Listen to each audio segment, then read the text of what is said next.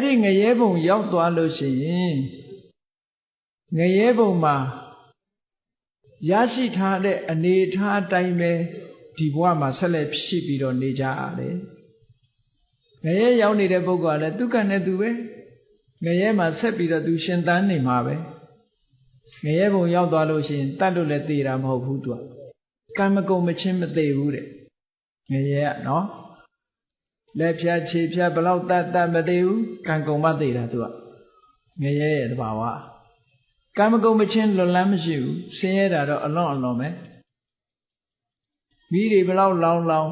Ngayebong yaw de lu ga pya phit twa aw ma phit bu pu da be shi me. Twe ye tan ye twe de balaw thwat thwat twe lon ne yoga ne te de ma shi bu ngaye ma no. Let de chi de phya lo twe lon twa de sa ma shi bu. Atak ka do shin ne dong be. Ko te pyin do ma te pyin do ga ngaye pi ma shi da. Bel lo dukha yaw lo ma ma te bu. Kan kou ma te de. Tat lo te yin do le ngaye ka khana le chwat twa ma mo. Ai lo ma te bu de tu. Ai kaung mi eri ngaye yaw twa de puggol tayaw ha tu kan ne tu be yat ti ne ma be de. Di ya ne pi do kudu kaung mu lop pi do a myat tan pe we lo ya do tu atwet yaw ma ma hok bu. Da ga athana takhu be. Hout ka la. Lu tayaw ha te twa lo akudo kan jaung ngaye pi yaw twa de. Ngaye bwa ma tu ba tu kan ne tu be yat ti ne lai me. Di ya ne kudu kaung mu lop pe pe me lo di kudu kaung mu ye achyo ko tu ma khan sa ya bu de. Ba bu lo ma khan sa ya da dong lo me lo shin yin. Tu ne asat twe pyat twa bi. Di ya kudu kaung mu lop tha ko tu ti ba ma la? Ma ti bu, ma ti lo taru ma khaw nai bu. Kudu soda patta nu modana a myat we lai de akha ma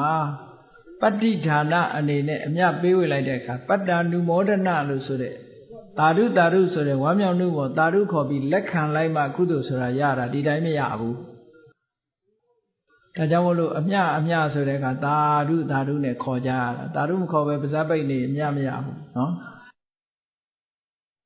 Taru khaw da ha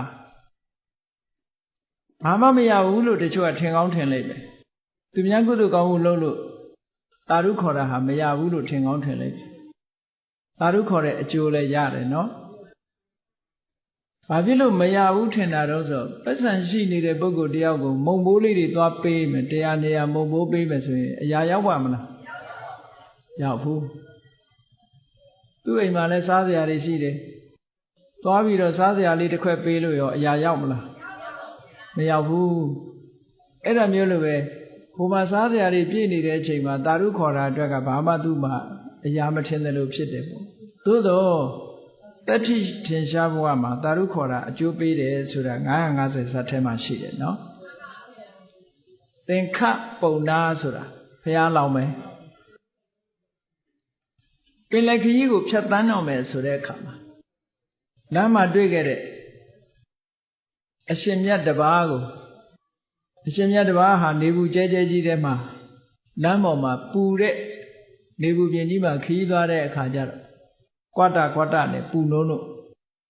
အဲ့ဒီအချိန်မှာသူစီးလာတဲ့ဖနက်ကိုချွတ်ပြီးတော့တတ်ရဖြစ်အောင်တန်ရှင်းပွတ်တတ်ပြီးတော့ထိုအရှင်မြတ်ကိုဖနက်တရားလှူလိုက်တယ်နော်အဲ့ဒီဖနက်တရားလှူပြီးတဲ့အခါမှာသူကသင်္ဘောတက်တယ်သင်္ဘောပေါ်ရောက်တော့ခရီးဆက်တော့ပင်လယ်ထဲမှာမုန်တိုင်းနဲ့မိပြီးတော့သင်္ဘောပြတ်ပါလေရောသူ့နောက်ကသူ့ရဲ့အဖော်သူ့ရဲ့အလုပ်ကျွေးတယောက်ပါ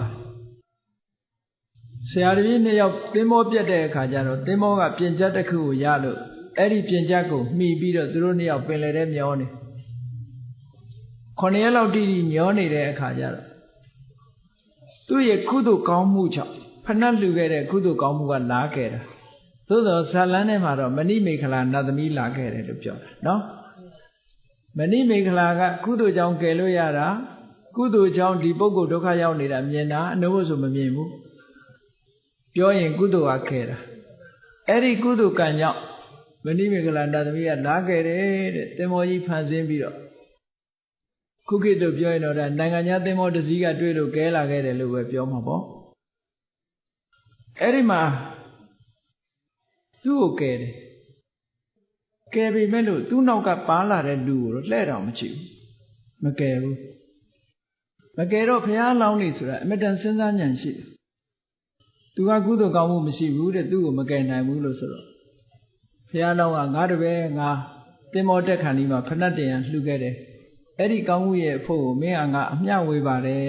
ဆိုတော့ဟိုလူကသာဓုအဲ့ကြတော့မှအဲ့ဒီလူကိုကယ်တယ်အဲ့ဒါသာဓုအကျိုးပေးတယ်လို့ပဲမှတ်ထားပြီခုချိန်မှလည်းပဲသာဓုခေါ်ပြီးလို့ရှိရင်သာဓုကအကျိုးပေးတာပဲเนาะကောင်းပြီငရဲချနေတဲ့တတ္တဝါတယောက်ဟာကိုယ်ဆွေမျိုးသားချင်းဖြစ်တယ်တမလွန်ဘဝရောက်သွားတဲ့ဆွေမျိုးသားချင်းတယောက်အနေနဲ့ဖြစ်အောင်အဲ့ဒီငရဲရောက်သွားတဲ့ဆွေမျိုးသားချင်းအတွက်ကတော့ဒီဘဝကကုသိုလ်ကောင်းမှုလုပ်ပြီးအမြတ်တမ်းပေးဝေလဲသူမရဘူးတဲ့သူကံတိုင်းပဲသူသွားတော့မယ်နောက်တစ်ဦးကတော့အကုသိုလ်တွေလုပ်လို့သေတဲ့အခါတိရစ္ဆာန်သွားဖြစ်တယ်တိရစ္ဆာန်ဖြစ်ရင်လည်းပဲတိရစ္ဆာန်ဘဝမှာသူ့ဟာသူတိရစ္ဆာန်တွေရဲ့အစားအစာတိရစ္ဆာန်ဘဝမှာသူ့ဟာသူယက်တည်မယ်ဒီဘဝကကုသိုလ်ကောင်းမှုလုပ်ပြီးတော့အမြတ်တမ်းပေးဝေလိုက်လေဒီကုသိုလ်ရဲ့အကျိုးသူရမှာမဟုတ်ဘူးတဲ့နောက်တစ်ခါနောက်တစ်ယောက်ကတော့ကုသိုလ်ကောင်းမှုတွေသူလုပ်တယ်သူစရိုက်10ပါးအကျင့်တရားတွေကိုကျင့်ကြံကြိုးကုပ်အားထုတ်တယ်တေသည်ဤအချမ်းမဲ့နဲ့လူဖြစ်တယ်လူဘဝရောက်တဲ့အခါမှာလူစည်းစိမ်ချမ်းသာတွေခံစားပြီးတော့လူဘဝမှာအသက်ရှင်နေတယ်ကျန်ရတဲ့ဆွေတွေမျိုးတွေကနေအမြတ်တမ်းပေးဝေလဲလူဘဝရောက်တဲ့ပုဂ္ဂိုလ်ကမရဘူးတဲ့နော်နောက်တစ်ခါကုသိုလ်ကောင်းမှုတွေလုပ်လို့တေသည်ဤချမ်းမဲ့၌နတ်ပြည်ရောက်သွားတယ်အဲ့ဒီနတ်ပြည်ရောက်သွားတဲ့ပုဂ္ဂိုလ်ကလည်းပဲနတ်စည်းစိမ်ချမ်းသာခံစားလို့နတ်ဘုံနတ်ဘဝမှာပျော်မွေ့နေတယ်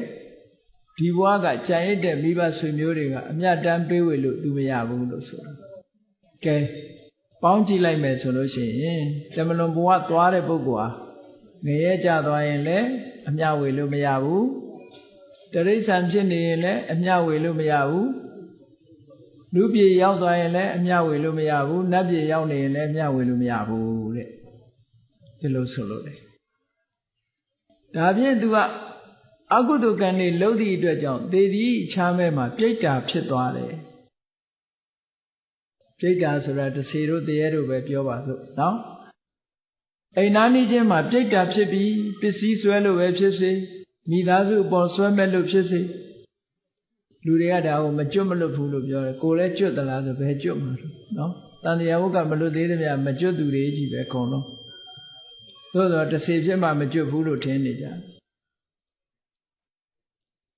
အဲ့ဒါလို့ပြိတ္တာဘဝရောက်နေတဲ့ပုဂ္ဂိုလ်ကြလို့ရှိရင်တဲ့ပြိတ္တာဘဝမှာသူ့အကျိုးပေးသမျှနဲ့ဘဝယက်တည်တာကတခုတဲ့ဒီဘဝက